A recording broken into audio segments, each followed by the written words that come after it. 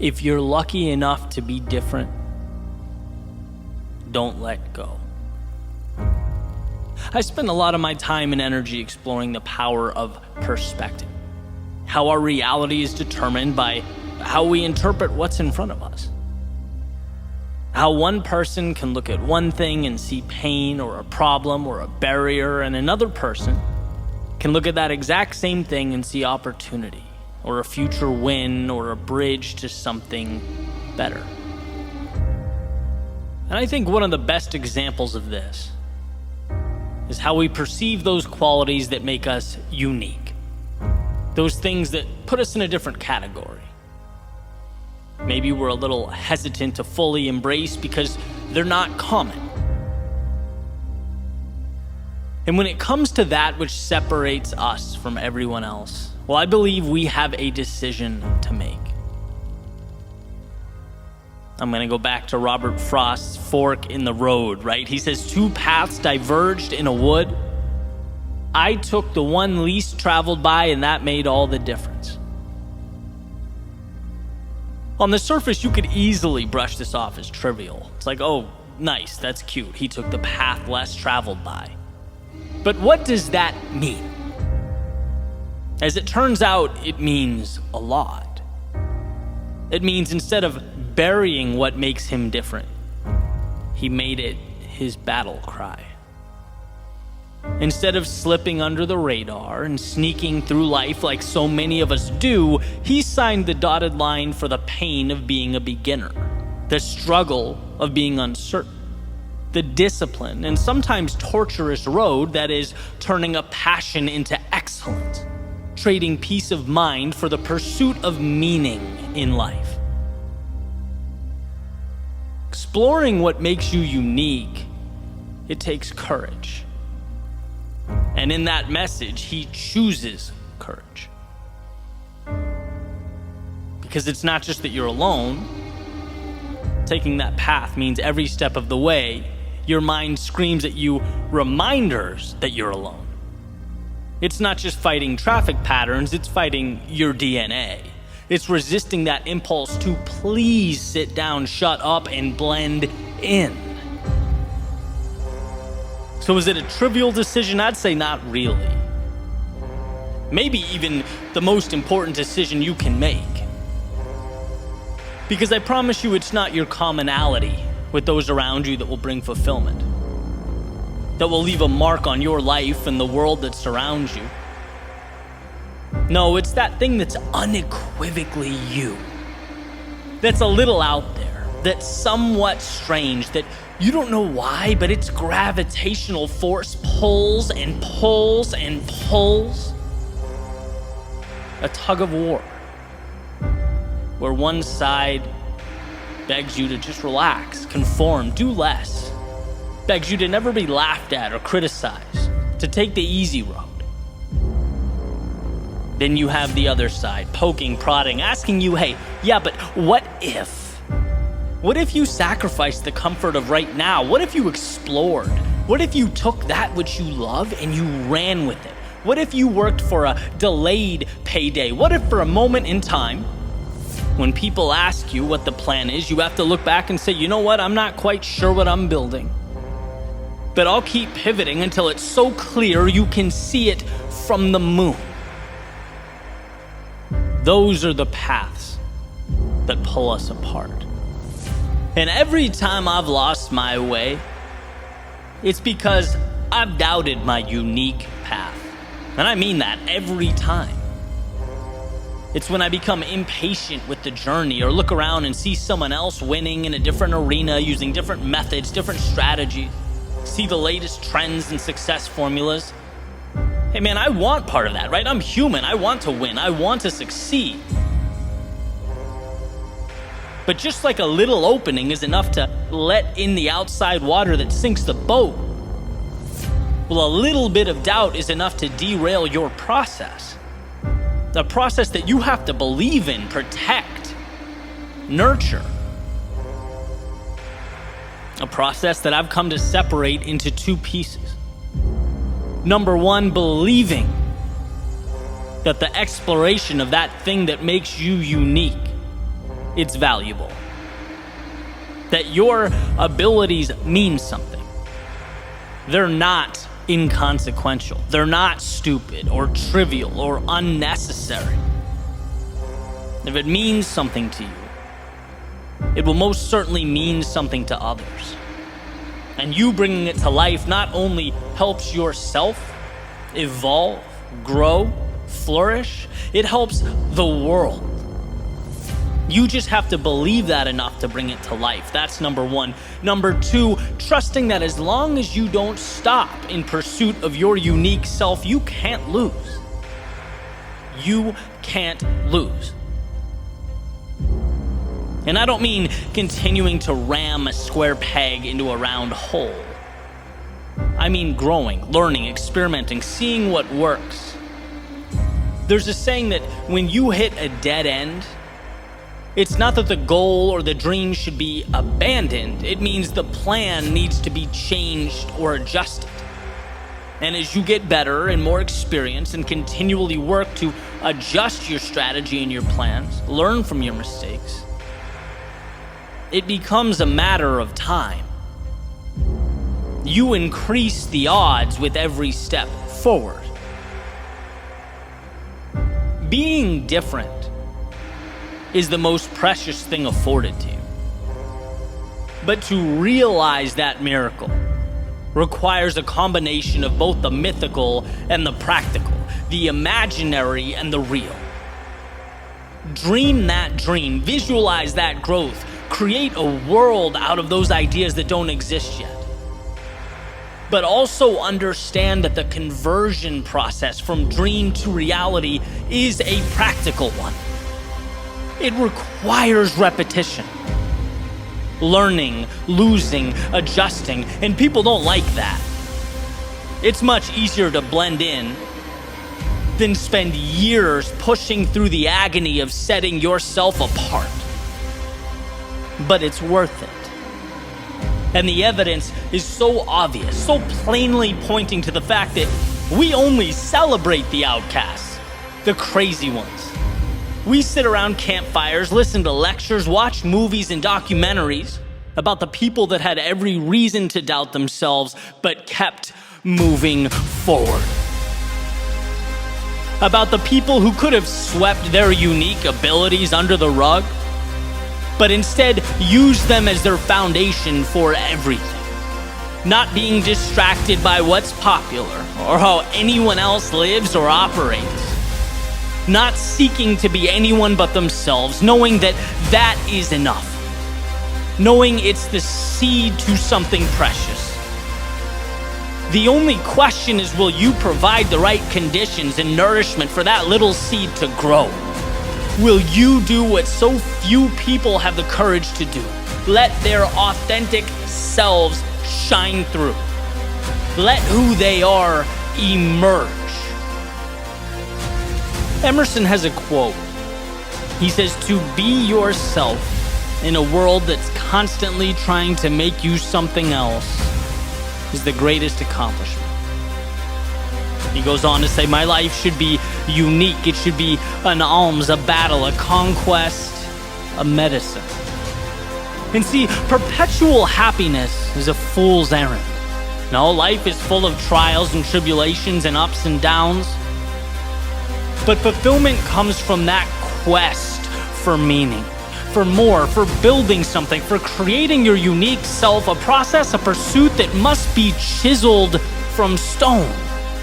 It's never given or provided. It has to be found. Take it. And as Emerson beautifully implies, now is the time. The question is, what are you going to make with this once-in-a-lifetime opportunity? What will you make of the possibilities that only you know, only you understand, that only you can bring to life? Never doubt yourself, or your gifts, or the things that set you apart. You don't need everyone else to believe in them. You just need to convince yourself. Everything else, it falls right into place.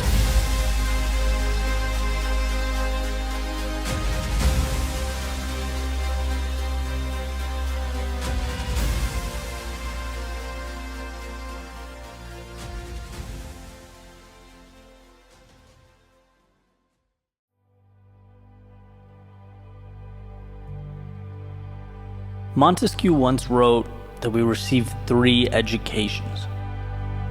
One from our parents, one from our schoolmasters, and one from the world. The third contradicts all that the first 2 teach us. That thing called life, right? And the more I think about this, the more I get it. The most important rules are the unwritten rules. The most significant boundaries are the ones we learn to ignore. The greatest tests don't concern what we know, but our ability to move forward when we don't. It's the real world that shows us we only get meaning through sacrifice and discomfort. That shows us the homes we lived in and the classrooms we learned in were meant to block out the uncertainty and unpredictability of life. They were meant to draw a line directly from effort to result and cause to effect, but the line that the real world draws, well, it isn't so straight. At least not all the time. And it's this third education that shows us how powerful we truly are. Sometimes I think back to the beginning of my entrepreneurial journey, that first year, the writing, the recording, the producing, the editing. The beginnings of a pursuit that I believed to be so important. Looking around and just seeing no result, like none. And thinking, how could this be? You know, I worked so hard, suffered so much, I put all of me into this. Only to realize I had no clue what all of me meant. And that what I thought constituted life was really just the tip of an iceberg that extended so far underwater that it would take a lifetime to uncover.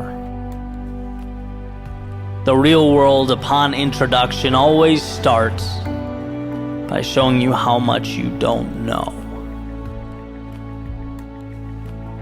And I look back and I don't really think about the financial concerns, although they were very real.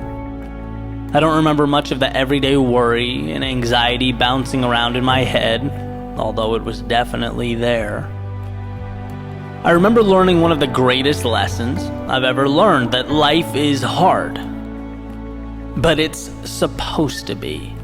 And it's not standing in front of you, hands on hips, saying you can't have this. It's extending its hand out, saying, my friend, if you want this, it's yours. But understand what that means. Understand that you'll spend a good portion of your time unsure about your path. That you'll exhaust energy that will, a lot of the time, go unappreciated. That the easy road is fine, but it caps you way before your best. And if you want to take this on, this road before you, you have to pay a higher price. They can have predictability and peace of mind and comfort, but this path, it takes you to purpose and meaning and an evolved self.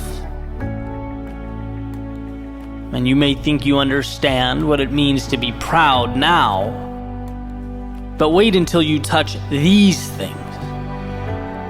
Wait until you look at your reflection, knowing that the person staring back at you could have said no time and time again, but didn't. Just wait, my friend, until you feel what that is like. Your parents and grandparents can't tell you, no book can explain it for you. It's the curriculum of life.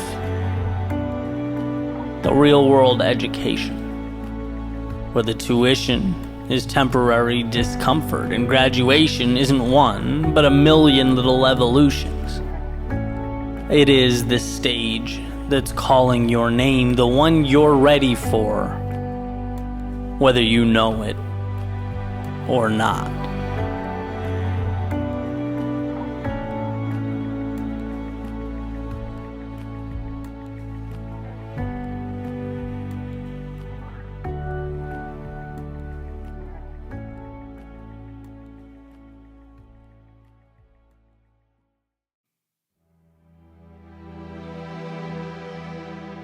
As long as I've been alive, there's existed a battle between what I want in the moment and what I need.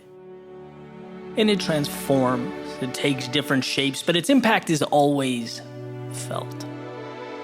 And so the question remains, in spite of the option to concede the temporary way out, are we willing to endure the now for a beautiful forever?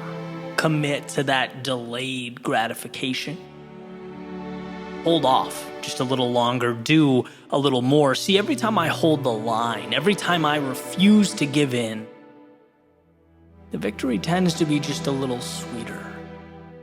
So what is this force keeping us from greatness? This invisible, unquantifiable adversary telling us to stop, to submit, to just accept things as they are? Well, as Stephen Pressfield states in his book, The War of Art, this is resistance. The ego in disguise, it's the desire to stay the same, pushing us away from the very action necessary to obtain what we truly want, not in the moment, but in our souls, our true reason for being. After all, progress is happiness. So we follow this train of thought. The next logical question must be, well, can we control this enemy, this resistance? As it turns out, not only is the answer yes, but one's ability to do just that makes all the difference. We can harness that demon that lobbies so hard for the status quo. We can learn to laugh every time it throws a fit when we attempt to change ourselves, our situation, our environment. It can be told no. In fact, Pressfield states that people who live free lives have learned to master themselves. People that can't master themselves will find someone else to rule over them, whether it be excuses, critics, or other outside constraints. See, the key, the answer couldn't be simpler. It's not easy, but it's simple. Show up. And as a writer, I really resonated with this line. The hardest part isn't writing, it's sitting down to write. It's arriving. And now life can flow through you. You're able to be that messenger that carries the divine so that it can be shared with the world, distributed to the masses. But you must first say no to that voice proclaiming that it's not important, that it doesn't matter. You must tear down the idea that you're not good enough. Walk up and sit in that metaphorical seat, whatever it is for you. Begin speaking, writing, painting, analyzing, constructing, devising, but you must sit down and begin. That is the essence of the war of art. The war that is you versus you, that resistance. Proclaiming that your next move is too little to matter, that the same is the best. But you have to see beyond what's in front of you. It's why the author is so adamant about not giving in, saying if you cave in today, you're twice as likely to cave in tomorrow. It's like talking to a telemarketer. You cave, you give an inch, and it's over. See those little decisions? The ones we're so inclined to overlook, the ones we say, we'll come back tomorrow. They're insignificant. That's essentially making a hole right through the center of a dam. Eventually, the entire thing is coming down. But the good news, those same little decisions are within your grasp. You can own them, master them, and ultimately master yourself. Start by simply showing up when you don't want to, because this is war, and this war, the one fought every day, is what will ultimately hand you the keys to the kingdom.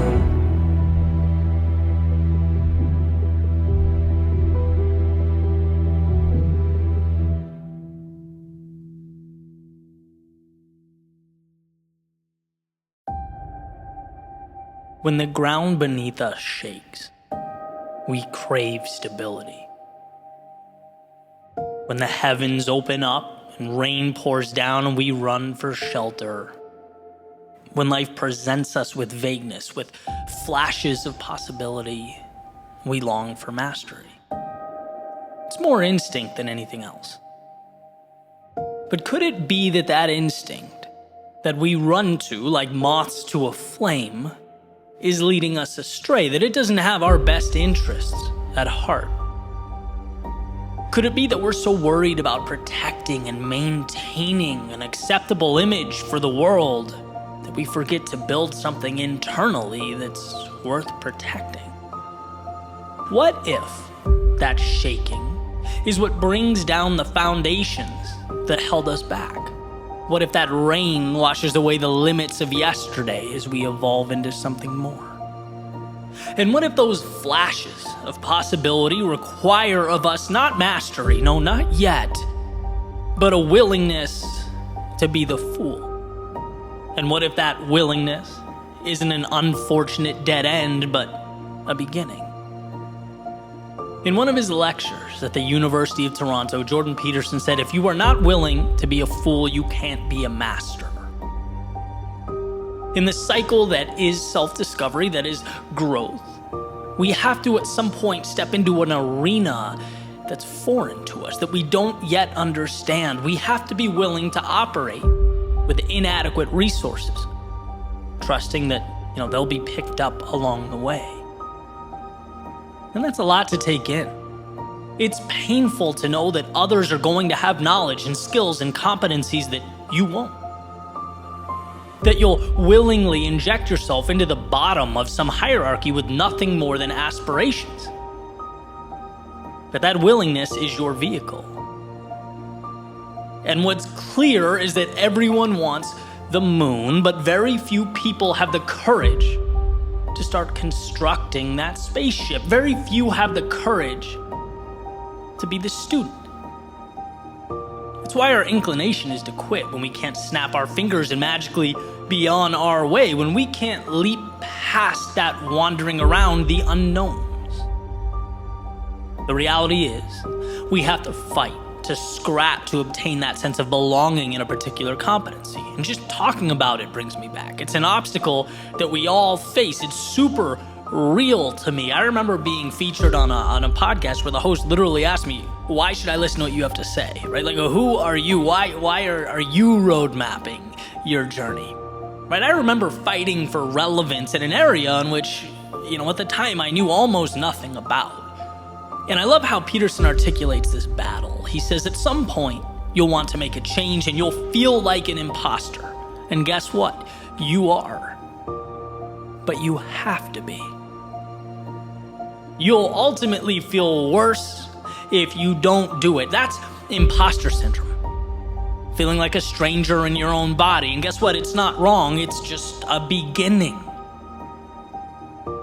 I like explaining it like jumping into a cold pool. It feels uncomfortable at first. It feels out of place, but then things normalize. They become comfortable. And what's the other option? To fear that minute of discomfort and never jump in? It's what we need to tell ourselves when we want something, but the climb seems too steep, right? That climb is manageable. You'll acclimate. The adversary's pushing beyond that fear of starting anew, taking your limited understanding, bringing it to the base of that mountain, a new Goliath, and looking up with confidence. And the question is, can you be foolish enough to do that? And once you've made that ceiling your next floor, will you be foolish enough to do it again and again and again? And breaking through that fear, knowing that stumbling around for a period of time doesn't kill you, it's required. It's the inability to show weakness or appear vulnerable. That's what chips away at you for a lifetime. If you want more, immerse yourself in that cycle of mastery. Start at the bottom and ascend. And when you approach the top, separate yourself and find another ceiling to chase. Replant a seed. Play the role of the fool again. This is the formula for growth, for prosperity, for fulfillment. This is the pathway to anything of substance. You take your L's, you embrace your critics, you swallow your pride, and move towards a tomorrow that far exceeds today. as your reality changes, your perception changes, the company you keep changes, you'll start to see that what's around you is made by people who are willing to fail and fail often. Our world is one devised by those who could put pride on hold, by those who were humble enough to crawl through the unknown long before they ran anything, who knew that before they played for any title or championship, they must first play the